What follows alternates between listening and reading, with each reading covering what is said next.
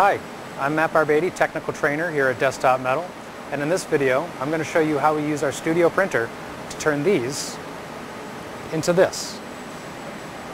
It all begins with our media, which is a combination of metal powder, a wax binder, and a polymer binder.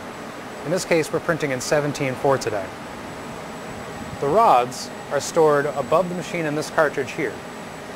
The media is then fed to this extruder. The rod is then pushed through a heated nozzle, softening the binders inside. As you can see in the video here, that pliable material is precisely laid down, layer by layer, line by line, to ultimately form your green part. To learn more about the printer and the rest of the studio system, head over to desktopmetal.com.